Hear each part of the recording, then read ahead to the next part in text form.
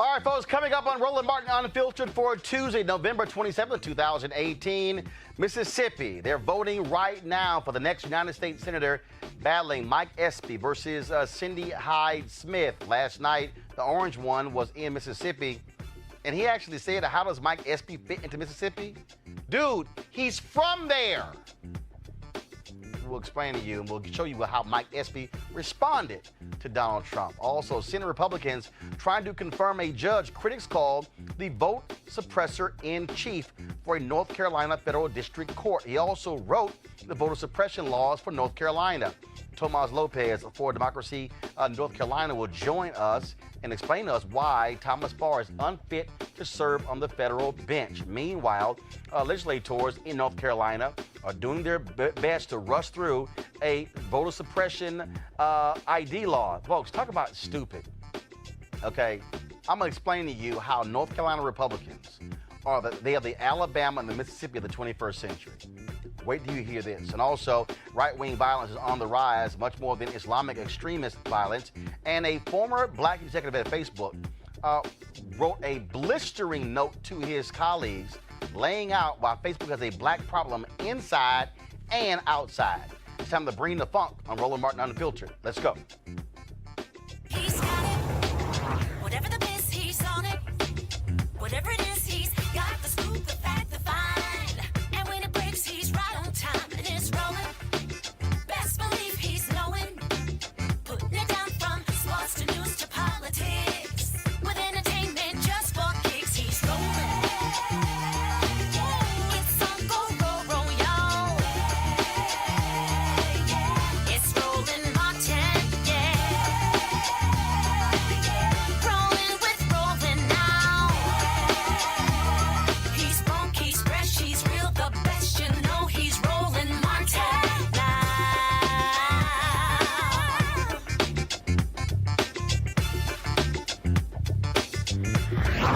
Martin.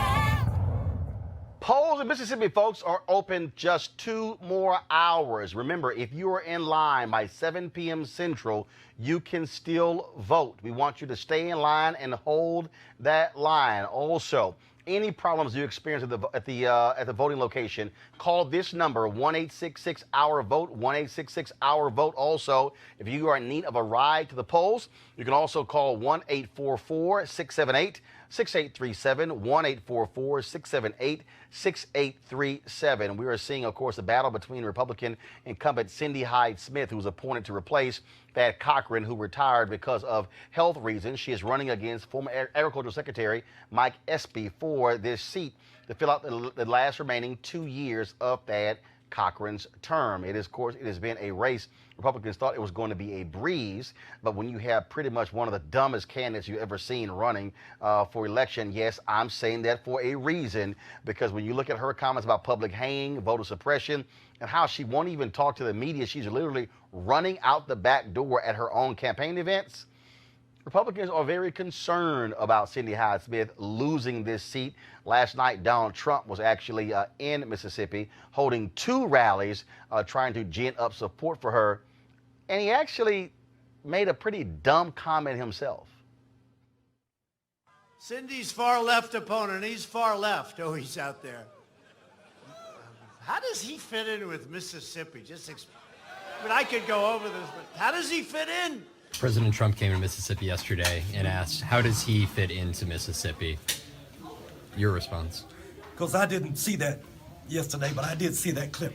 He said, who is Mike Espy? Well, Mike Espy was a member of Congress from Mississippi 4 times. I was elected in 1986. I was the first black congressman since Civil War. Mike Espy was Secretary of Agriculture. First Mississippi to ever hold that post, first black in the nation to ever hold that post. And my grandfather was Thomas Jefferson Hutchinson Sr. He founded something called Afro-American Sons and Daughters. And in the 1930s, he was the wealthiest businessman in Mississippi. He formed a health insurance company. Well, really, it was more like a workman's comp insurance company now. Because when black folks went to work and got hurt, they just had to suffer. So he was able to form an insurance company to give them some recompense for their injuries. And then he decided that he was tired of our women having babies in the cotton field. So he founded a hospital and built it in 1924 in Mississippi. And I was born there in 1953. So when people think of Mike Espy, who is Mike Espy, they think about Thomas Jefferson Hudson Sr., my grandfather, whose legacy I inherited. So that's who I am. His blood runs in my veins. And then I was able to maybe chart my own course in elective office.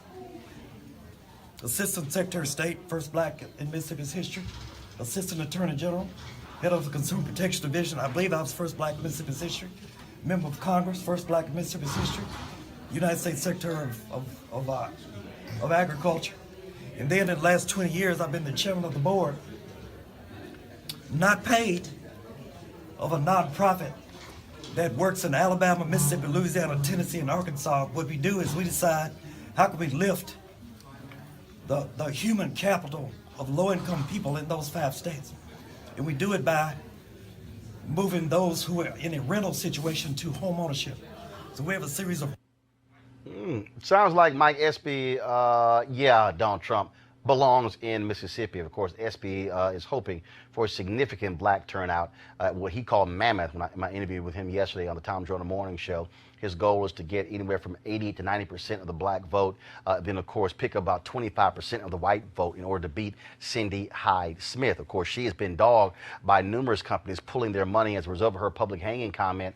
The latest was Google, actually Facebook and Google. Now, frankly, it took them a hell of a long time to do it. Other folks were pulling their money last week. They waited until yesterday. And of course, this is also the same Cindy Hyde Smith who took a photo with her wearing a Confederate hat saying Mississippi history at its best, posted on Facebook in 2014. Let's go to our panel right now and talk about this race here. Joining us, of course, Spencer Overton, President, Joint Center for Political and Economic Studies. We also have Monique Presley. She is, of course, attorney, principal with the Presley Law Firm. And we also have Malik, who is from Mississippi. And I know he got lots to say about his homegirl, Cindy Hyde Smith. Malik, did she make you proud? I was happy to hear the comments, her apology last Tuesday. I had said when she first made the apology. You called that an apology? Yeah, I thought that was an apology in comparison to what she did when she initially came out. I thought the comments were full-throated, much more so than what they were initially.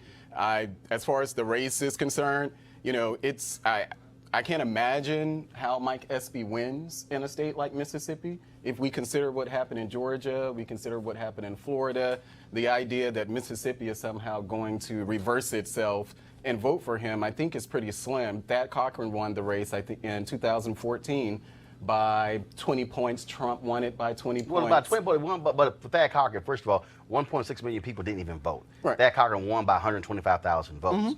And so I think it was about 300. And I think total number of votes he got was like 340,000, something along those lines.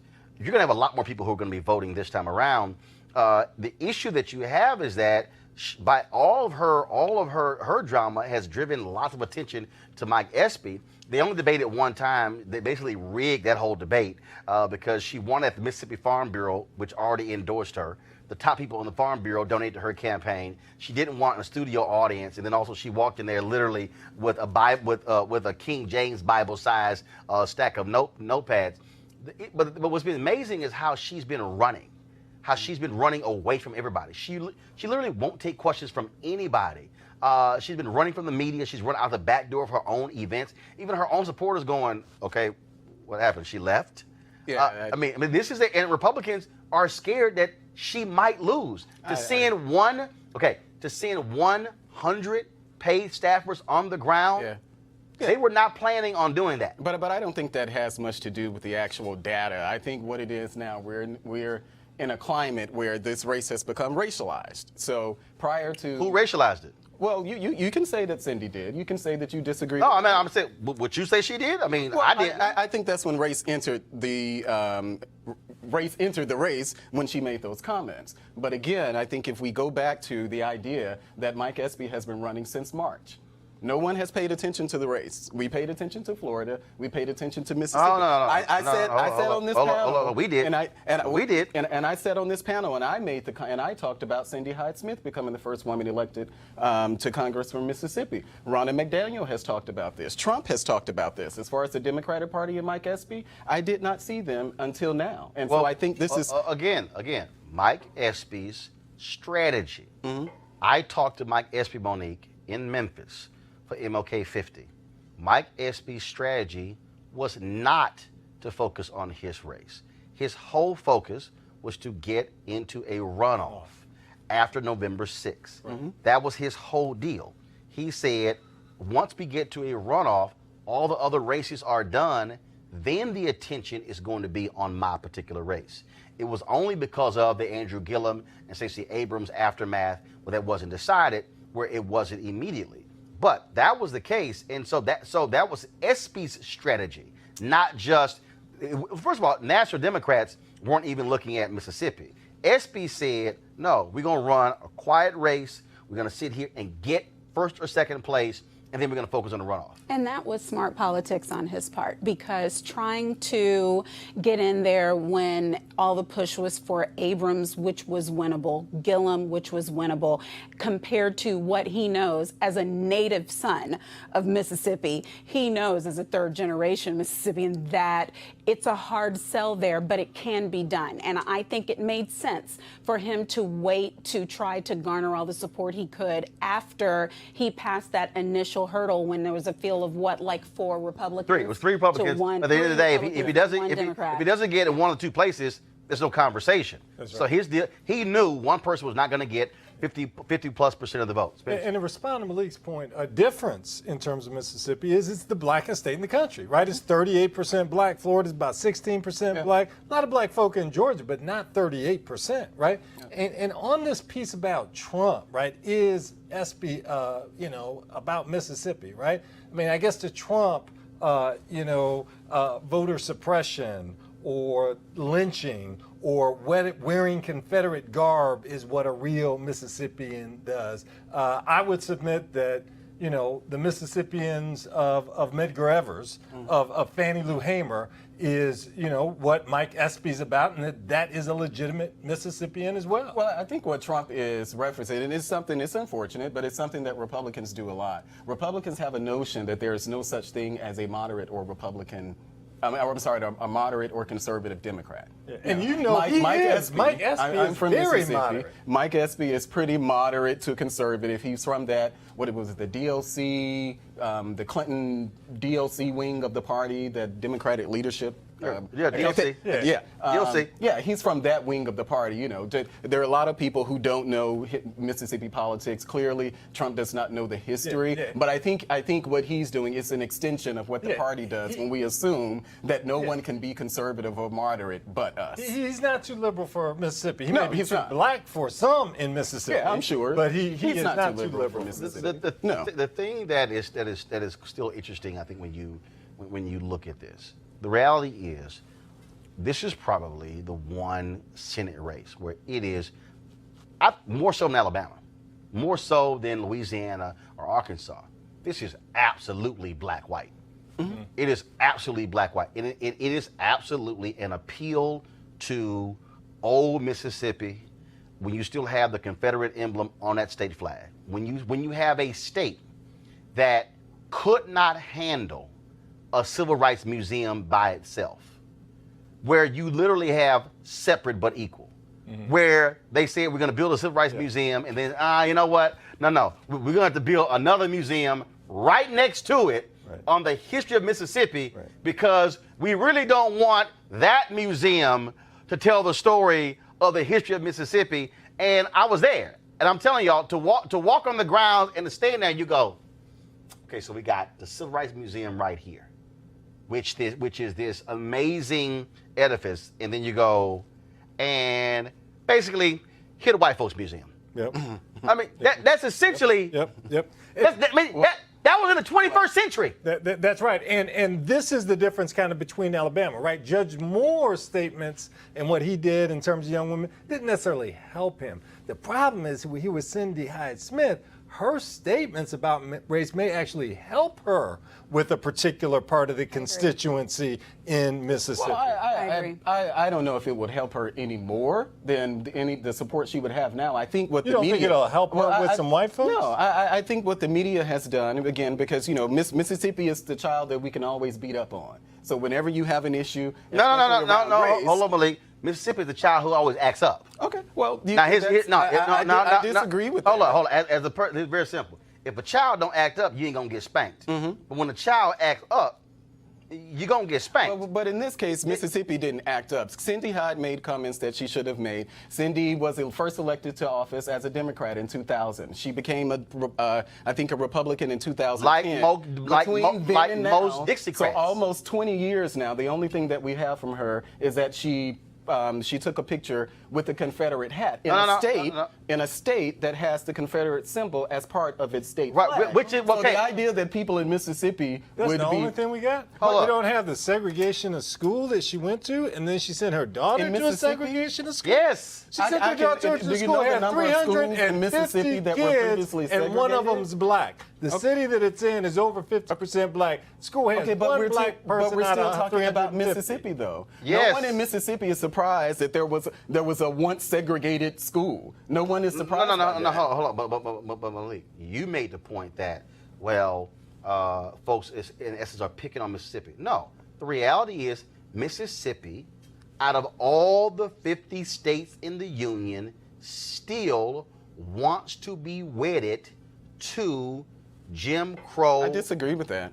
I Malik, disagree Malik, with that. Malik, we Malik. just saw the round table with Trump last night. Malik, we had the governor if you of don't the want to state. be wedded to that, Malik, you wouldn't build 2 museums. Well, I mean, if you don't want to be wedded to that, Malik, you wouldn't have the Confederate emblem on your state flag. And then when you had a referendum, it was passed to keep it 2-1. If you don't have that, you wouldn't have Governor Phil Bryant, a relative of the woman who lied on Emmett Till, make April Confederate. Well, we don't know if he's related to her. Yes, we do. So we did find out that he's related to them. Because I know there was rumors about that, but we did find out that he was related. Phil Bryant, Carolyn Bryant. Okay, I'm just saying. Okay, We did find that all right. out. All right. I did not know that we found that out. But to your point. And wait, I ain't done. Phil Bryant created April as Confederate History Month. Yeah.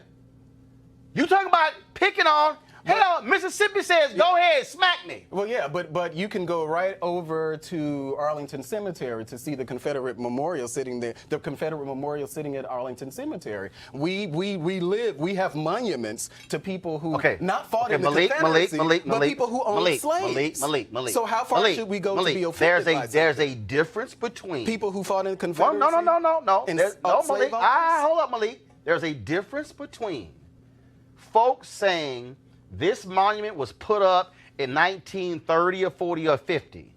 That's a difference between that and Mississippi saying it's 2018, let's celebrate them. This woman right here tried to get a bill passed to honor a Confederate soldier for fighting for states' rights.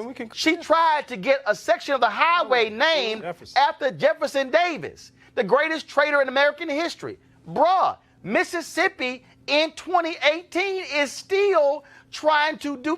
Did Mississippi not pass a state law forbidding people from even taking down Confederate monuments on local level? I'm not familiar with it, but if you say they did. No. My only point is this here.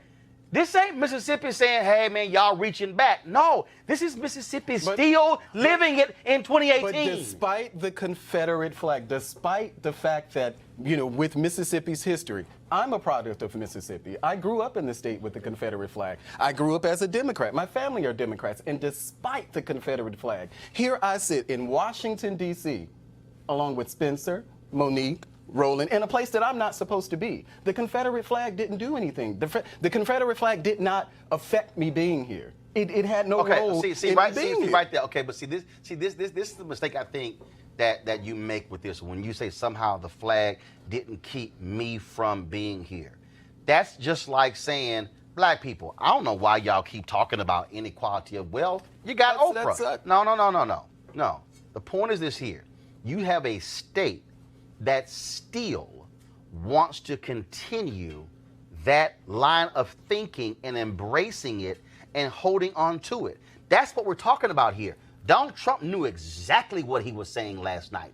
Cindy Hyde-Smith knew exactly what she was saying. Let's not act like it was my bad. This was a slight mistake. No, Right. we know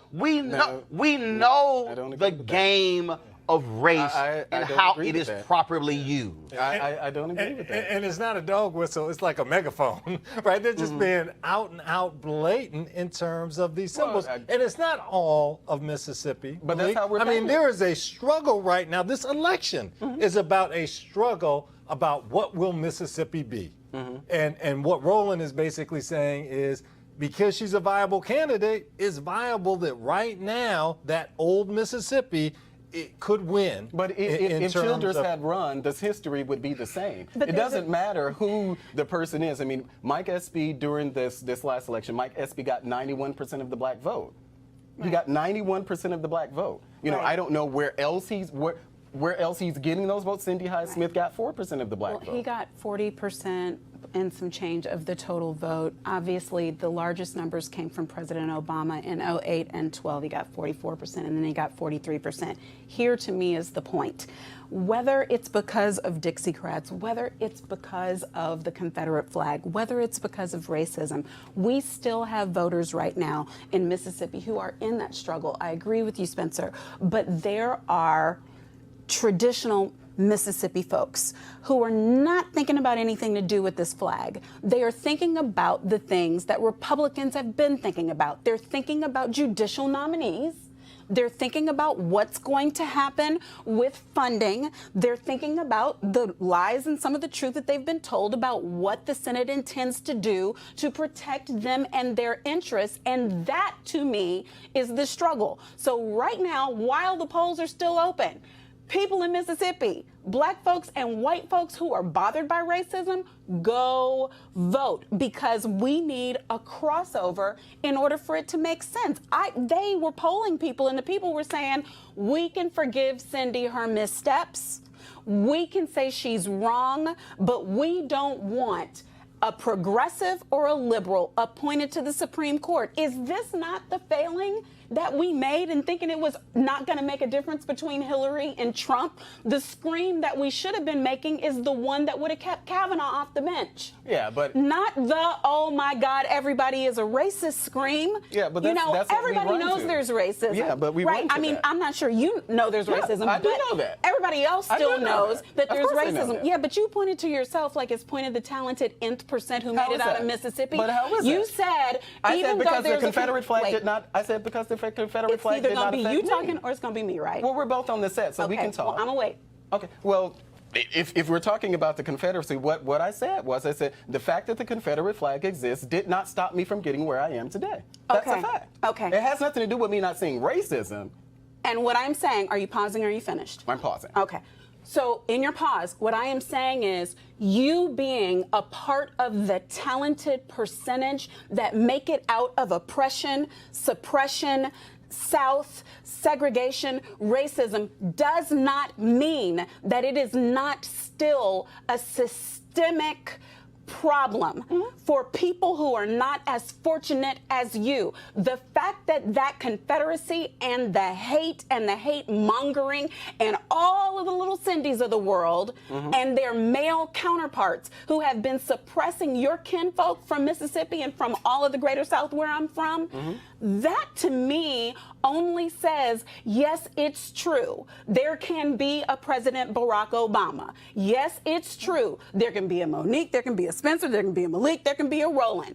What we're trying to do, because I'm from Howard Law School, so I believe in social engineering, is care about more than us. So when you can look at Mississippi and say, there are a whole lot of Maliks that are making it out, then I could hear you. Well, they But are. you just saying, You don't but know the, any- but you the don't know numbers, anybody? The numbers show that there are more in jail than in college. Can I tell you The something? numbers Hey, show hold that on, there hold on, are hold on, more Malik, then unemployed. Spencer. Yes. In Mississippi. In But I'm saying, Mississippi. but you're saying that to say what? That they're the not Confederate making it flag out. did that? Okay, Brother. the Confederate flag is a symbol, and I'm not going to let you play games with me like you don't understand it. The Confederate flag is a symbol of a hateful past that is being insisted upon being dragged forward by people in power in Mississippi. It may not be because of the citizens' majority in Mississippi. It is because of the power center of that state. And when you have that president you voted for, who was the first Republican you ever voted for, and I'll never understand it, but I do know it's the first one you voted for. Right, absolutely. When that president went down there to vote for that woman, you have to know all he was doing is screaming and bullhorning and whistling to the race baiters who will say, y'all, don't let another colored person in. I mean, he may as well have said it. Oh, well, I mean, that's what did he say about Gillum? I just What did he say about Gillum? I just disagree with you. He's not suited for it? Malik was basically saying there's no effect, there's no problem here. Less Less than but a that's thousand. not what I Less said. than 1,000. That's what you guys do to conservatives. I've never said. I did not say that it did not matter. I did not say that race didn't matter for you. You said it wasn't I said the Confederate flag. You said it wasn't affecting black folks. I'm the only one who lived under the Confederate flag. So who should it bother? Should it bother anybody else on the panel? No, Man, you're we not all the only live one. under this But Confederate flag. who do you think you're sitting here with? Hold on. I'm from Texas. But you're from Mississippi. Just a second. Come on. We pay our federal tax dollars, and your flag hangs in our Congress. And what does I that go mean? overseas to an embassy, a 4th of July event, and there's a Mississippi flag right there. Okay, and what does that mean? Independence we Day. live in a It city means where I'm paying we have my slave, money. We have It means I'm monuments paying my erected federal to dollars for a slave Confederate flag slave that comes owners, from your people state. Who So it's raped not and just hog-tied people in black Mississippi people who are to affected. stumps, I'm affected as left well. them to die. That's what we have here in the District of Columbia. We have monuments elected to people who raped. Who raped and that's my wrong ancestors. too. Now what? It's the blackest state. that's But wrong. to say Now that, what? oh, well, look at Mississippi. Hold on. Mississippi It's is the the- problem. it's the We're just talking about blackest Mississippi state. right Up now there. because they're the ones with the election, Malik. Yeah, You've been but- on here enough times to know we Yeah. don't only talk about Mississippi. But that's what I'm Malik, defending Malik, Mississippi Malik, against Malik, assumptions made about Malik. the state that I just It's don't the think are true. blackest state. Okay. But less than 1,000 black males graduated from college last year in Mississippi. I think that's a problem. And I don't think it's a problem about black folks, or I don't think it's saying anything about black males. I think it's saying something about Mississippi. Have you paid attention to what's happening in the District of Columbia? Do you know that in Ward 8 of D.C., I think it was less than 50% of them graduate on time? This is happening So in D.C., that's so it another happens problem. everywhere. That's it another happens problem. everywhere. It's But not that doesn't isolated. mean that Mississippi poor isn't a education, problem. poorly educating black boys is not a problem that's isolated to Mississippi. I will see your District Columbia and add to it an Ohio. I'll see your Ohio and add to it Chicago. Yeah. Because I know Republicans love Chicago, so let me do it before you. I'll see your Chicago and we can add to it. There are problems. Yeah. We're talking about Mississippi, though, and there's no reason to say that there's not a construct, a social construct of colorism that is still alive and well in your home In the state. country. It's in the your country. home It's state. very much alive in your We're home talking state. about colorism. That's in the country and so because we know since- Barack Obama wouldn't have been president had he married Melania Trump. And so he says, first of all, don't even try to compare. I mean, well, he wouldn't. We know that. But don't even try to. See, you about to make me say something. Right. Let's just You about to stay really on make track. me say It's not something. Melania's fault. I don't think you want me to say that. I'm just saying. You ain't, because we ain't seen Michelle Obama pose. That's all I'm saying. But they sure as hell complain about her damn arms. I know black women When you talk did about too. Republicans, too. When you talk about Republicans in Mississippi and the love of the Confederacy in Jim Crow days, we can go ahead and add North Carolina to that. There is no other state that has had racist Republicans leading than North Carolina. Let me say that again. Let me tell you something. All people from Malik's home state, Ross Barnett, all those races, they are celebrating in hell with what's happening in North Carolina. Same thing, George Wallace and all them bigots in Bullcon in Alabama, they love Republicans in North Carolina. Let me tell you how foul Republicans are in North Carolina. Okay, so they lost their supermajority on November 6th. They still control the legislature, but they no longer have a supermajority. What I mean by a supermajority is they were passing laws and didn't have to talk to the Democrats. They could override the governor. Didn't even matter. Well, they lost supermajority. Now what these thugs are doing, they are trying to create, they want to do a special session beginning this week to force through the issue of the legislature in terms of voter suppression. Right, that's what they're trying to do. Now, this is the same law that got thrown out by the conservative Supreme Court. They then said, what the hell, we're going to put it on the ballot and pass it as a constitutional amendment. Yes, that's exactly what they did. That's what they did. Now, WSOT TV in Charlotte reports that half of the people in one county without the ID are African American. And guess how much it's going to cost to get one? $78. We call that, in the 60s, a poll tax. Yes. I want to bring in our next guest with Democracy North Carolina. They have been focused on this. Tomas Lopez, how you doing, Doc? Good evening. Thanks for having me. So, Democracy North Carolina, we've had you on before. Y'all have been doing an amazing job, along with the North Carolina NAACP, exposing the shameful things that have been happening in North Carolina by Republicans. And here's the piece. National Republicans say nothing. In fact, North Carolina, for Republicans, is the petri dish for voter suppression. So explain to the people this outrageous special session they're trying to ram this bill through.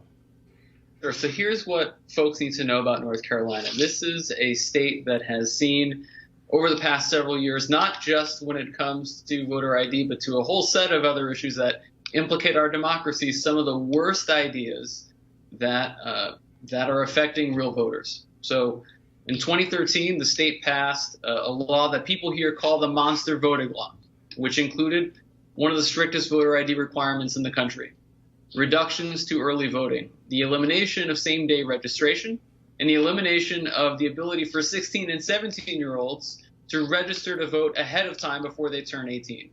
All of those things were overturned in 2016 by a U.S. Court of Appeals decision that said that the law that was in place then actually targeted African Americans with what it called almost surgical precision. So we had the law, that law was overturned, and then this year there was a constitutional amendment placed on voters' ballots that provided for a very broad idea of a voter ID law. That passed by a narrower margin than was predicted originally by folks who supported it. And now we're in this session where there has been a proposal put forward, and at least the first proposal we've seen reads almost exactly like the 2016 law that was rejected. Okay, so the constitutional amendment, did it pass or fail? Constitutional amendment passed. What the constitutional amendment says is that somebody has to show some form of photo ID when they go to vote. It doesn't say they have to show what was shown under the prior law that was rejected by the courts, and it actually even says that there may be exceptions. Now, we oppose this amendment. We oppose voter ID as something that discriminates against voters, keeps real eligible voters from actually being able to cast ballots, and that track record exists not just here but around the country. But that amendment passed, and now what they're trying to do is pass legislation that would implement that amendment, and what they're doing is putting effectively the old law back in place. And so, again, this is Republicans in North Carolina. Are we talking about the law where the federal court said that was a laser-like focus on black people? This proposal that's been put forward reads a lot like that law. So, just for folks who are watching to understand, this is why I call out Republicans, because here's the piece. If you're doing right, you're Republican, that's fine. But this is the same thing happening in Georgia, where they had a law where they were struck down by the federal courts, and the legislature said, okay, we're going to give Brian Kemp the authority. They then passed it as a state law in Georgia, which then gave Brian Kemp the opportunity to purge voters and target voters. This is the heinous stuff that Republicans in North Carolina are doing. And Tomas, for people who also don't understand, I don't think they even realize the totality of this. How y'all have been fighting this, how Republicans have been abusing the law, raping the law, stripping authority from the governor to appoint people to commissions, how they completely just blew up the state election board take the power out of the Democratic governor's hand, how they tried to literally rape the state Supreme Court from their authority as well, because the Democrats gained a 4-3 majority on that court. These are the kind of atrocious tactics Republicans have been doing in North Carolina, and Republicans across the country have been studying what they're doing and implementing their own type of suppressive laws as well. One of the things that we've seen in North Carolina over the past several years have been attempts to use the law, manipulate the law for partisan gain. We've seen it when it comes to the judiciary. We've seen it when it comes to the way our voting laws work, the way our Board of Elections is structured. And it even goes all the way back, if you really want to look at root causes here, that one of the things that we're fighting here in North Carolina, and it's true again in many states across the country, is really entrenched gerrymandering. So we've got some of the most distorted districts in the country. And when we talk about the things that we need to see change here at the state level, and again, in states across the country, it's the ways in which elected officials are drawing the lines to their own advantage. They're not listening to the public, and they're setting up the system at its root level to really perpetuate their own power. So is this session taking place? The session started just today. And one of the things that's really difficult is that we don't necessarily know what is going to happen. So how long is this session? Well, the session in North Carolina, the rules are quite flexible, and so the session will go as long as they say it's going. Now, as a functional matter, the new legislature comes into power January 1st, and the governor has to be given 10 days in order to veto anything. So we're looking at a window of about 4 weeks in which this legislature would have to put forward anything for it to actually stick. Okay. Well, look, we're going to keep following this. I have been focused on North Carolina, what the Republicans have been doing there for the past several years. And also for everybody who's watching us right now on YouTube, Facebook, and Periscope, understand this. All of these things that Republicans have been doing in North Carolina have all been the result of the election of Barack Hussein Obama as president in 2008. When they saw, and Tomas, correct me if I'm wrong, when they saw, North Carolina used to have some of the lowest voter participation of any states. 2008, because of the work of repairs of the breach, as well as NAACP, North Carolina vaulted up that list. And Republicans in North Carolina said, oh, hell no, all these black folks are voting. We're about to change all of these laws. And they have been doing a systematic breakdown of the laws in North Carolina since 2008, correct or not? North Carolina is a poster child for what we have seen across the country with states that have passed laws to make voting more difficult in lots of ways. That is through strict ID laws. That is through reductions to early voting. There used to be a time where election laws, voting access were a clearly nonpartisan issue. Our organization is nonpartisan. We're not affiliated with any political party. Now these have become deeply divisive tools by which politicians are trying to entrench their own power. That's been really troubling, and in no place has that been more troubling than here in North Carolina. Tomas Lopez, I appreciate it. Thanks a lot. Thank you. All right. Malik, what's the hell up with your party? Well, I mean, we've talked about voter suppression down there in North Carolina before. There are things, obviously, I don't agree with it. You know, I don't. Yeah, No. This goes beyond voter suppression. I mean, these are people who literally, Democrat Cooper wins. They said, okay, fine. We're going to strip the power from you to appoint folks to commissions, to boards of regents, to appoint the people on the Board of Elections. We're going to completely refigure the State Board of Elections. We're going to combine it with the Ethics Committee. Another election. Democrats get 4 out of the 7 seats on the Supreme Court. They literally tried to change the law to strip the state Supreme Court, the highest court in the state, of most of its power and give it to the court that's underneath the state Supreme Court. That's your party. Yeah, I mean, I don't make any excuses for what they did in North Carolina. I don't have any explanation for why they did what they did. I don't condone it. Spencer. You know, I think that this is a problem. I think it's a problem we see, Mitch McConnell in terms of holding open this seat. It's this notion of how do we use institutions to maximize our power and push it? And the question is, are Democrats going to do this, and is this just going to be a race to the bottom? Of course. Of course they No, are. no, actually, no, you're wrong. Democrats are going to do it. No, actually, no, you're wrong. Okay. No, please. We'll see, No, but no. Show me the evidence. Show me the evidence. I'll wait. Where Democrats have retaliated systematically to say, oh, you're now the governor. Oh, we're now going to strip you of Board of Regents appointments. We're going to strip you of State Board of Elections. Because in North Carolina, the law was whoever became the governor, that party controlled the majority of the seats. They then stripped it. Show me where Democrats have tried to strip the power from the state Supreme Court to an appellate court underneath them. Well, show me. Well, what I was speaking to with Spencer is the climate where we are, that I think that both parties, and Democrats will definitely do it. Okay, that both parties will explain try this to to do me. what they can to wield as much in power Congress? as they can. In Congress? They're going to do it. So explain this to me. When the Democrats would control the United States Senate, when President Barack Obama was there, how did Senator Patrick Leahy, who was head of the Senate Judiciary Committee, how did he still honor the blue slip? Oh, I mean, No.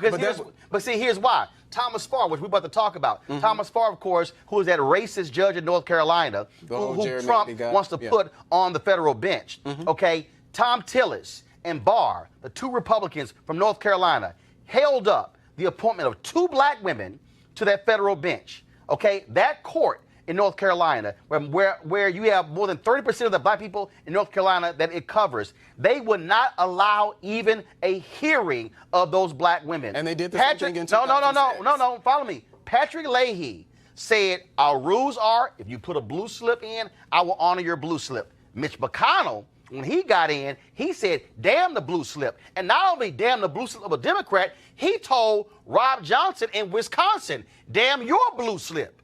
So please show me where Democrats have been as devious when it comes to these federal judicial appointments as Republicans. Well, I don't know about devious, but I do think I did read How that about shameful? that in 2006 Democrats actually blocked Bush's appointee to that same court.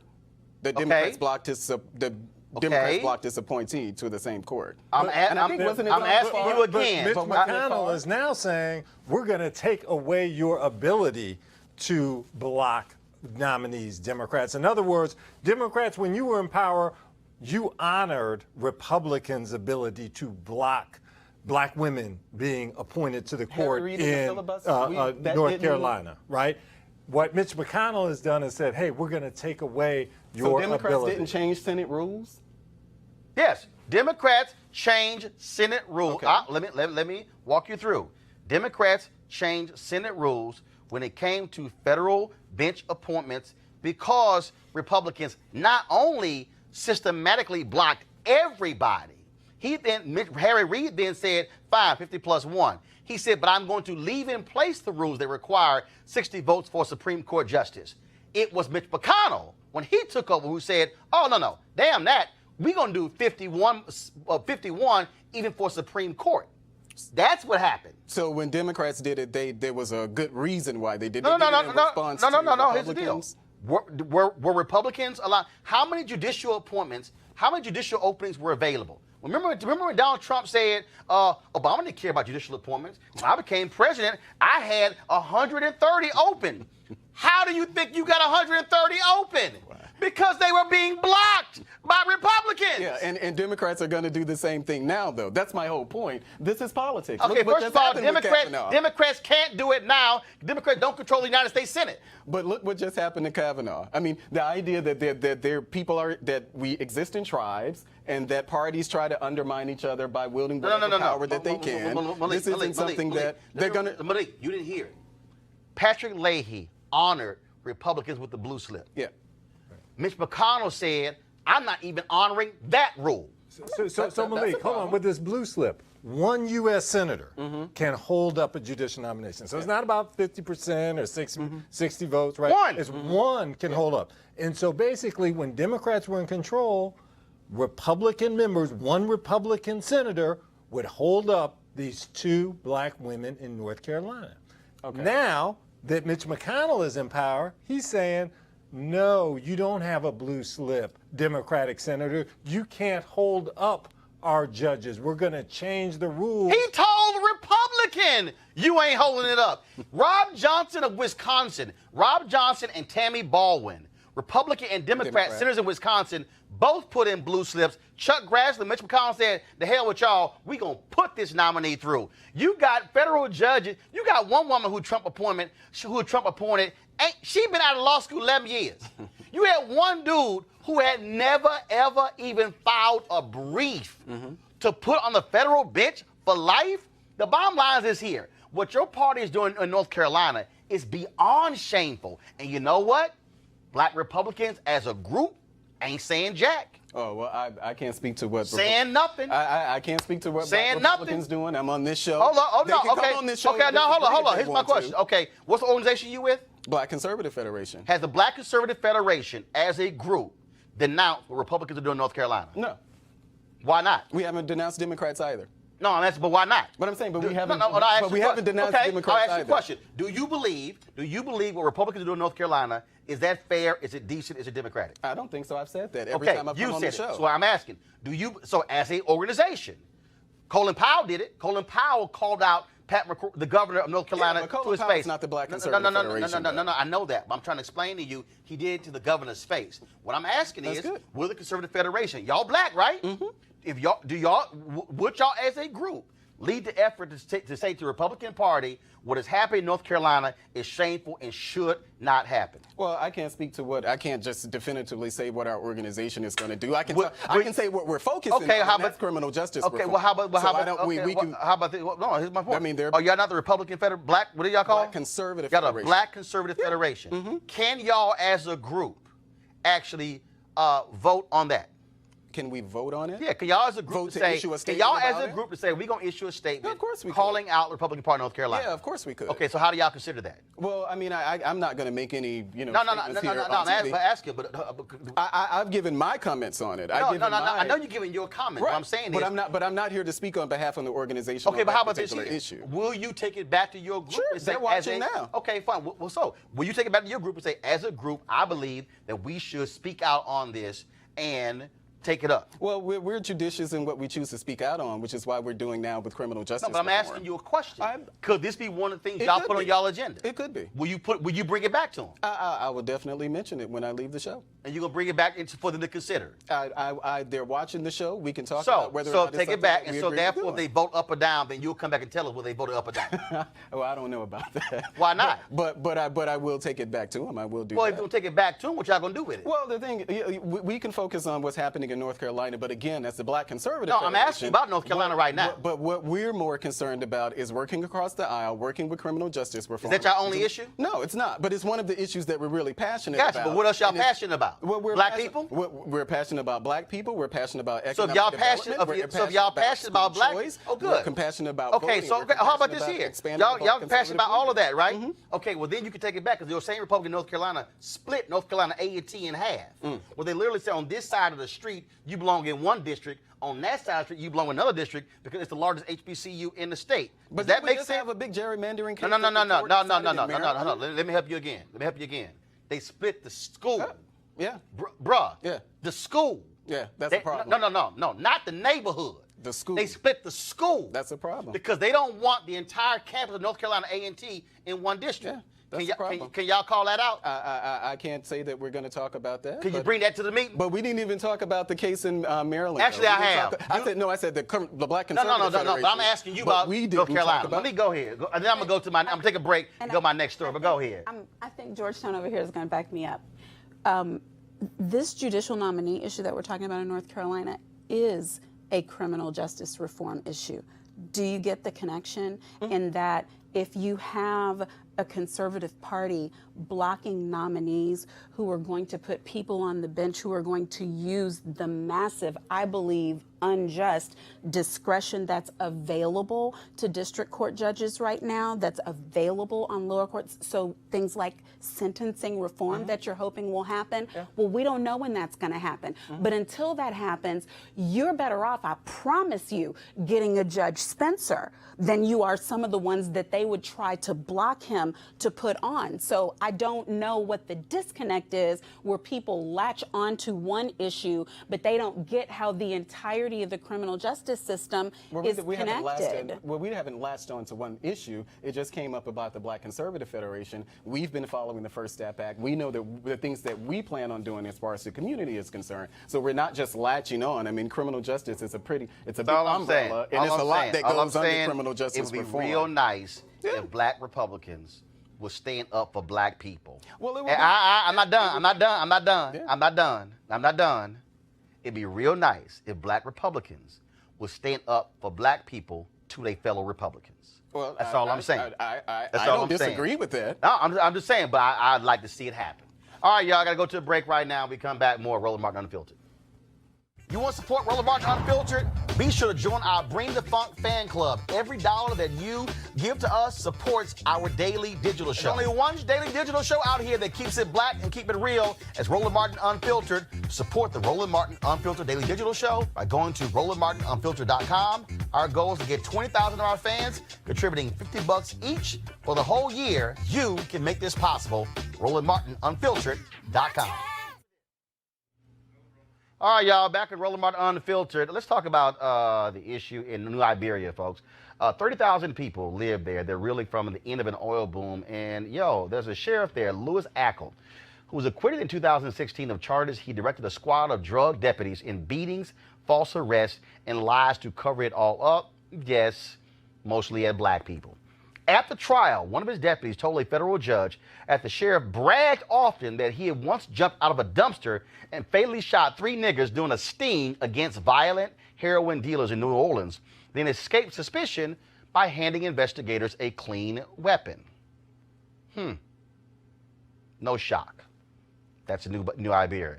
All right, folks, again, so what you're dealing with here is largely Black town where people say they do not trust the cops at all. Joining us right now is Khadija Asada Rashad, a community activist who grew up in New Iberia. Khadija, when you hear these kind of stories, it's crazy, but unfortunately for small towns in Louisiana, in Texas, in Mississippi, in Alabama, this is the reality when you're Black. Yes, sir, definitely, particularly in Iberia Parish. And so is Ackle, is he still sheriff? Is he no longer there? What are the conditions like in New Iberia now?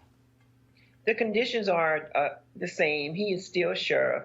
At the end of this year, it would be his last term being sheriff.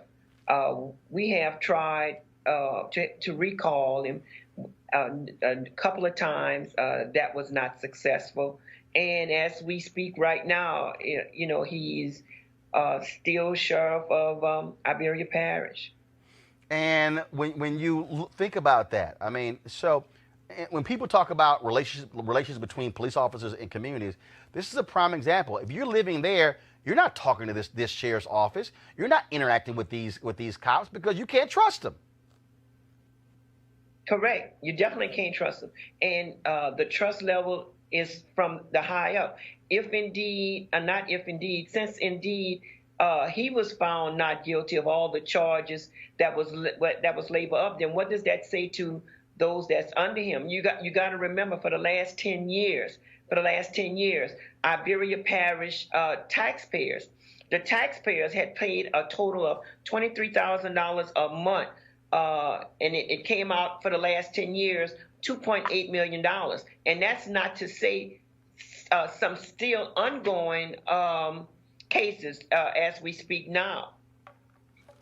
And so what's next for you and other community activists? What are y'all doing? What help do you need?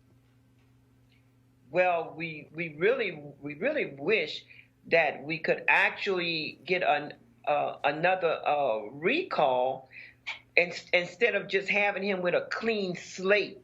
The clean slate let us know that if you're white with power and he has the most highest power in existence here in the state of Louisiana, because our governor, John Bell Edwards, he could have automatically got rid of Sheriff Ackle just behind all of the corruption that has been going on from the hierarchy here in Iberia Parish. Well, this certainly is just beyond shameful, and it explains why a lot of people, whether you talk about New Iberia or Chicago, have bad relations with police officers. Because frankly, if you can't trust law enforcement, then you, when it comes to any of this, you definitely can't trust them with your life. Yes, and that's absolutely the truth. If you see right here, this is a picture of Michael Jones. Michael Jones was hog-tied, beaten, and killed in Iberia Parish jail. Michael Jones' family received only $61,000. $61,000. And mind you, 33% went to his attorney. And yet a dog that was killed, the owners received almost $70,000. So it just goes to show you the complete hypocrisy here. And nobody is really speaking out. When I say nobody's really speaking out, I mean those that's in power. You have representatives, you have councilmen, we have the mayor. You have all of these people that's in power that don't say jack anything, and it's been going on. It's just not something that just started. If you're white, you're a male in Iberia Parish, you could do just about anything. Well, Khadijah, look, we certainly appreciate you joining us and bringing this to light as well. And so anything that there happens, give us a call, and we're glad to have you back. Yes, and I wanted to send like Reverend Brown, Victor White, Pastor White, Brother Jay, Sister Margie, Brother Shaheed, Brother Darrell, Sister Deborah, they and KIEE 88.3 FM. They all have been a part of us trying to bring out the dirt in our area. All right, then. Well, Khadijah, we certainly appreciate it. Thanks a lot. Thank you, sir. All right, folks, speaking of corrupt cops, 3 Chicago cops went on trial today on charges they conspired to cover up a former officer, Jason Van Dyke's actions in the death of 17-year-old Laquan McDonald. This trial for former Detective David March, former Officer Joseph Walsh, and Officer Thomas Gaffney comes 2 months after Van Dyke was found guilty of second-degree murder for killing Laquan McDonald. Now, these 3 officers face charges as they tried to prevent independent investigators from learning the truth about McDonald's death. Also, keep in mind, there were several other officers who were involved in this who retired with their full benefits because they knew they were going to get busted for lying. That's what happens also in Chicago. All right, folks, let's talk about Facebook. So Mark Lucky was a longtime executive at Facebook, and he then recently left. But before he left, he dropped a memo to all Facebook employees, and it's called Facebook is Failing Its Black Employees and Its Black Users. He made the following points about black users. Black people are one of the most engaged demographics on Facebook, but their experiences are sometimes far from positive. Underrepresented groups are being systematically excluded from communication. Teams that require diverse perspectives should hire diverse people. Hiring diversity-focused employees isn't a cure-all. This is what he said for black employees. Racial discrimination at Facebook is real, and HR is often a dead end. Now, he doesn't just blast them and offer no answers. He lays out what from his perspective, many answers are. Now, Mark Lucky, I know him. He's a member of NABJ.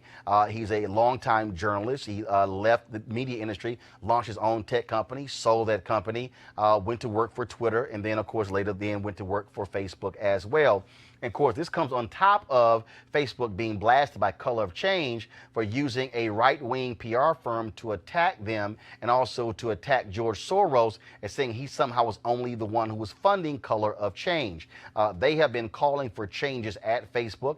As a result of this, we had Rashad Robinson, the executive director of Color of Change, on the show. They have been meeting with Facebook executives, and they still be meeting with them this week as well. I want to go to our panel. I mean, this raises some issues here because this is what we're seeing. The power of media is huge. When you look at media, when you look at for centuries, newspapers, televisions, magazine, radio, now, in essence, the white supremacy that we've seen in traditional media, we now see on the digital side.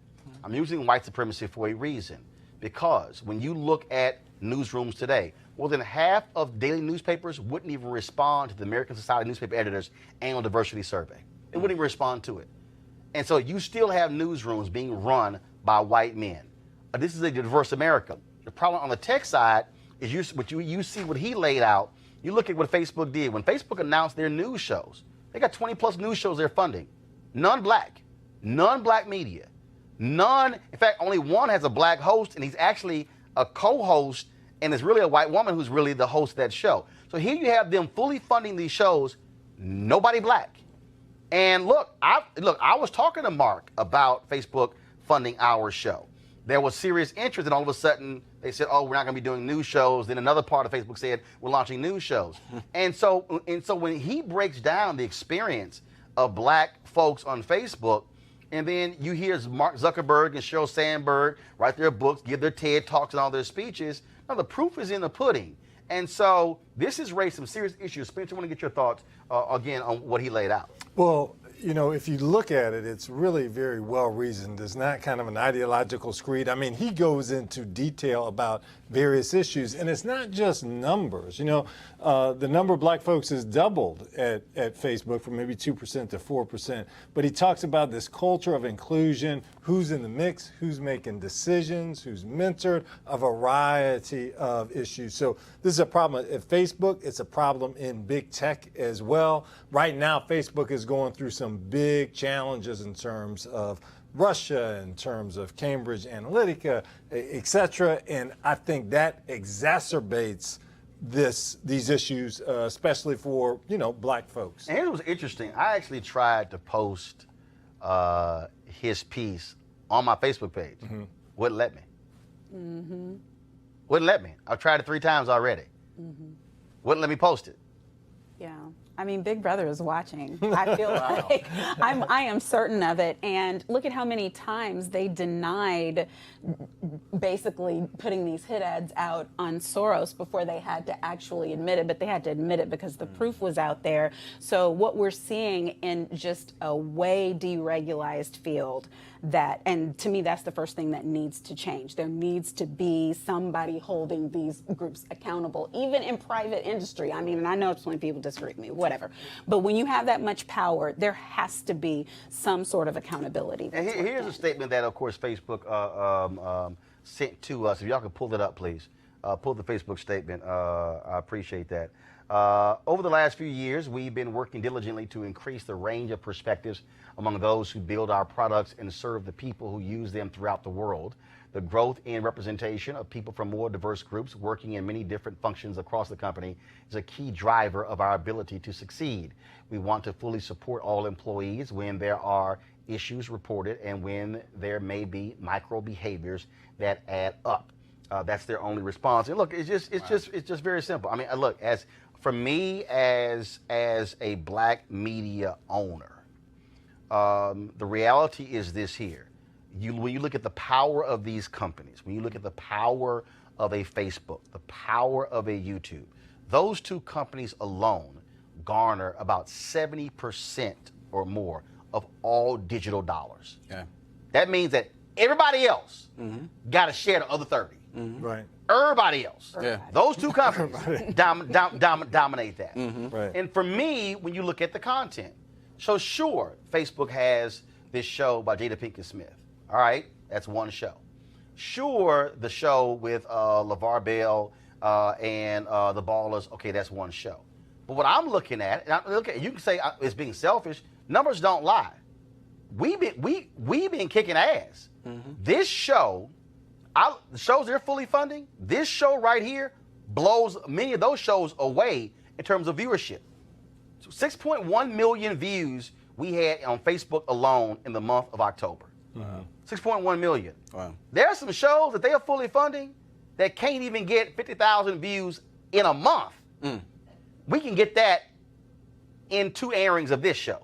Wow. So Malik, what he's laying out is, as a company, the question then becomes, is Facebook going to truly appeal to black folks since we over-index and provide content and pay for that we want to see? Well, you know, I want us to be able to translate that into something. You know, we talk about racism. You know, some people will say, well, that's not racism. You know, however you want to describe it, I'm one of those, you know, I acknowledge that a problem exists. And the idea, I was talking to a friend of mine, and he said, well, who else has a show like Roland? I said, well, do you mean black? He said, yeah. And I said, and I got stuck for a minute. It's like, I can't really think of it. Nobody else daily.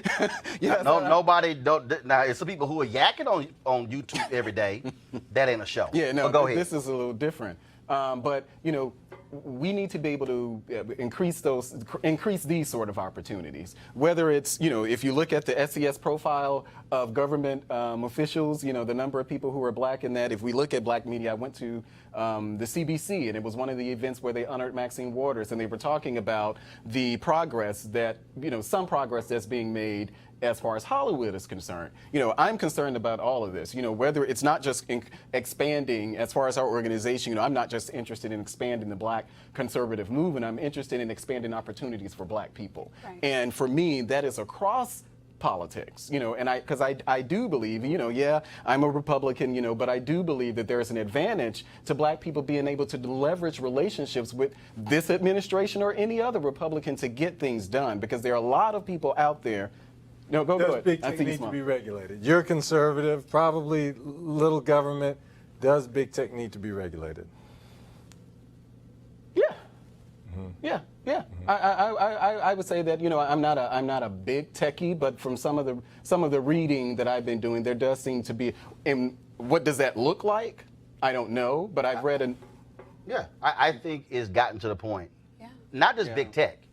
Look, this is a digital show. This is a show that you're able to watch digital that's not on linear television. It's not on cable news. The same thing with the internet companies, okay, which is why I was a supporter of net neutrality. Look, these companies that's a utility. The reality, the internet has now become a utility. The internet is no different than that light. Yes. Internet is no different than that light, because you're getting to a point now where you cannot do without it. Yeah. And so look, this thing is going to come to a head with digital media where it's going. Look, with cord cutting, what you're seeing, people are turning away from traditional.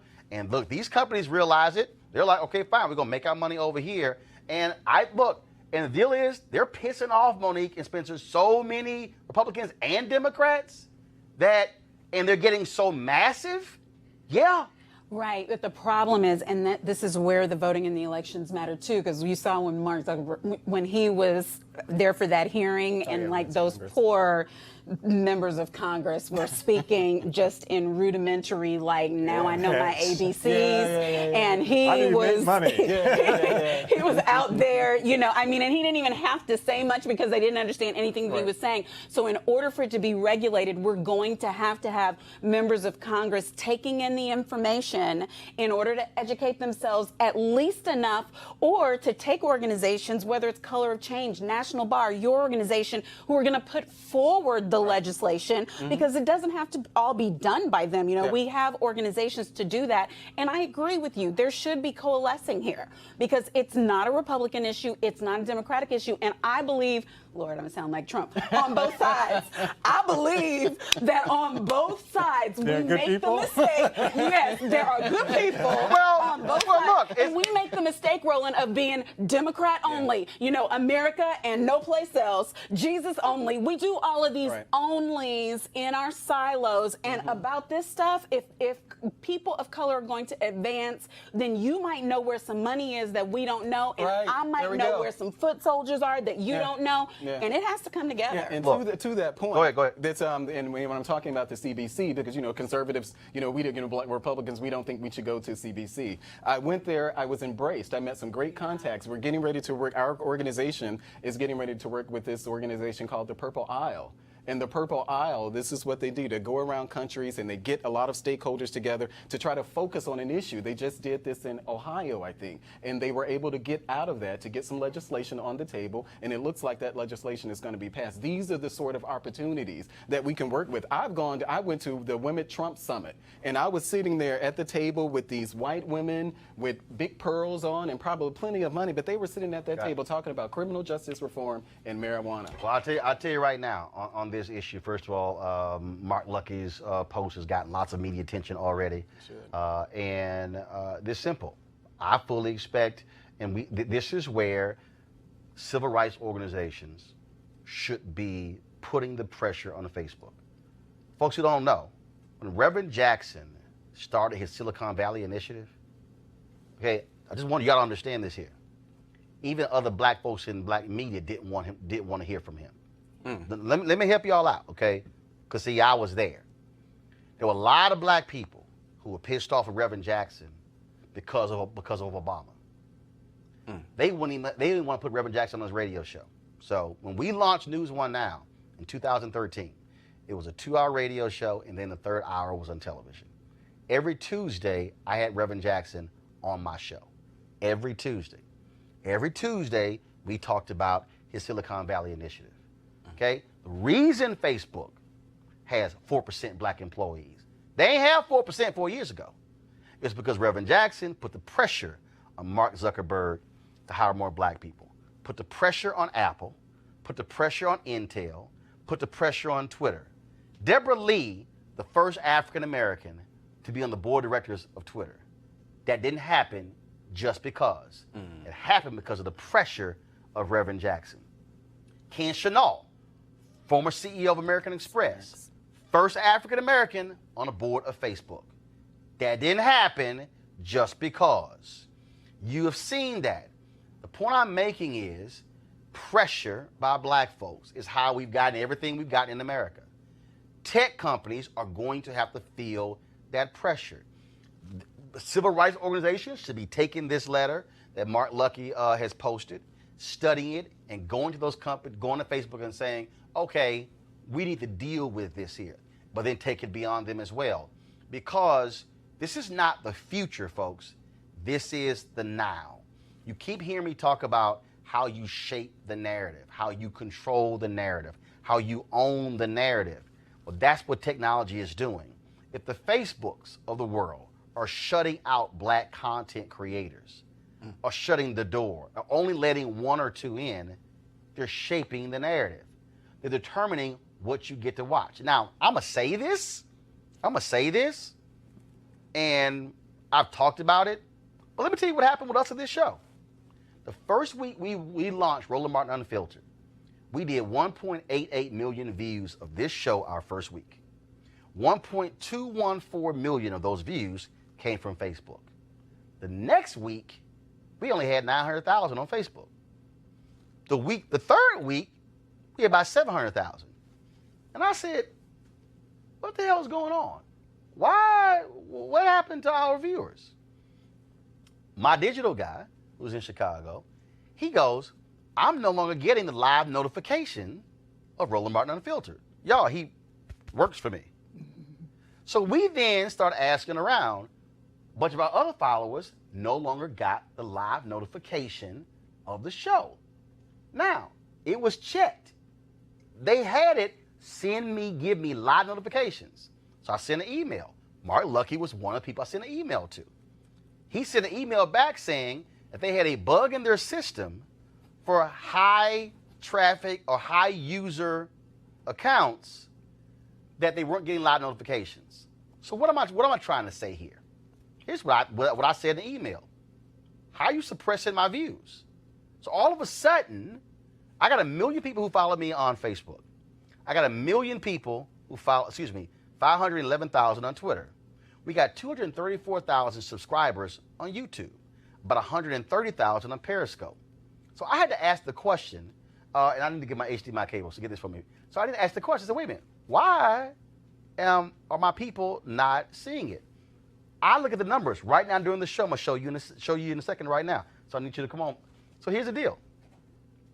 I got 1 million people who follow me on Facebook. which means that I really should have more people who watch me on Facebook than any other of the social media accounts, right? That's what you would think, right? You would think that that's the case. Well, if I plug in this here right now, so let me pull it up right here. I just want to show y'all, just so I understand. And I still haven't gotten the full answer that I need to say, why are my people not getting live notifications? Here's what I think. I think what they were trying to do is they're trying to make me buy ads to get my own followers to watch my show when they already follow me. That makes no sense.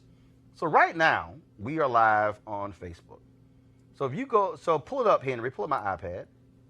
So you will see right here that we have 467 or so people who are watching us right now on Facebook, okay? That's on Facebook, okay? Let me go here. Now I'm gonna go to YouTube. Right now on YouTube, okay? Right now on YouTube, there are 851 people watching us on YouTube. I have 234,000 subscribers on YouTube. Let me go over to Periscope.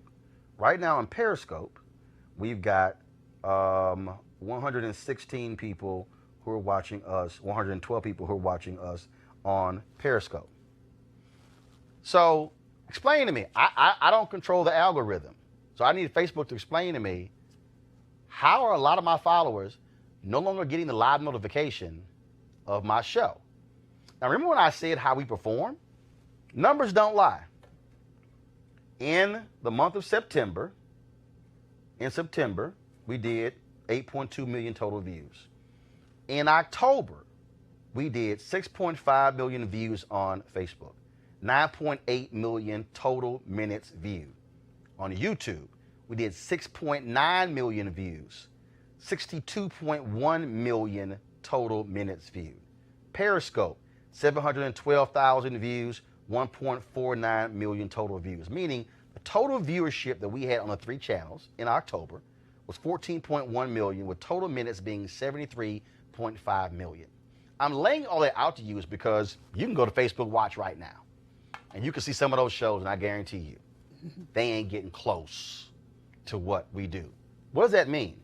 It means that you want to see these type of shows. You are watching this show. So you have to ask yourself, well, if you are watching this show and I haven't bought jack, it's all organic, why is it that a Facebook wouldn't call us and say, yo, y'all killing it, let's talk about a deal? That's what's happening with other companies. And that's how you control the narrative, which is why we as consumers have to say, either you give us what we want or we go elsewhere. And I'm just letting y'all know, if I don't get what I desire, then I'm no longer going to show my show on Facebook. I'm only going to show it on YouTube because YouTube has an ad revenue program with us, and it makes sense. Otherwise, Facebook, I'm giving you free content and you're giving me nothing. That, to me, folks, is why we must use our voices to speak truth to power when it comes to technology. So we're going to keep covering this story, and we'll see how Facebook responds. Folks, our HBCU Giving Day School today. Today is Giving Tuesday, hashtag Giving Tuesday. Our school today is Miles College, Fairfield, Alabama, founded in 1898. Notable graduates, Richard Harrington Jr., Fred Horn, and also UW Clemens. You want to give to Miles College, go to miles.edu, miles.edu. Also, please support Roland Martin Unfiltered by joining our Bring the Funk fan club. Go to our website, RolandMartinUnfiltered.com. That's how you can support our show. Because trust me, Facebook not. The rest of these people not. If you want to watch our clips, go to YouTube, because again, we make more money from YouTube than Facebook or Periscope, and it's not a good bet. Probably January 1, I will no longer be streaming our show on Facebook and Twitter. You know why? Because they don't have any ad sharing program whatsoever, and I'm not giving them free content as well. Folks, this is a business, and we want to be able to supply you with this show every single day, traveling around the country, telling these stories. It can only happen when it comes to us being able to generate the money to make it happen. So go to RolandMartinUnfiltered.com, join our Bring the Funk fan club. Our goal is to get 20,000 of our supporters in the first year. So I want us to hit 2,000 by December 31st. 2,000 by December 31st. And so please join. It doesn't matter what you give. We want you to give an average of $50 each, but if it's less than that, that's fine. We want you to support us. So by December December 31st, I would love to see 1,000 new members of our Bring the Funk fan club. All right, folks, I got to go. Spencer, Monique, Malik, I appreciate it. Thank you so very much. Well, tomorrow we'll have the breakdown who won in Mississippi. Well, that's if all the votes are counted. And we'll have that breakdown. Oh, by the way, NAACP did file a lawsuit there. 3 people were not allowed to vote absentee because they requested the ballot. They never came. The NAACP has filed a lawsuit there in Mississippi. I got that note real late. Spencer, go ahead. So folks in Mississippi have, what, about 40 more minutes to go vote if they haven't voted? Is that right? Yep. Yes, 40 minutes. Yeah. All right, so go vote. All right. All right, folks, I got to go. Y'all have a great one. Hi!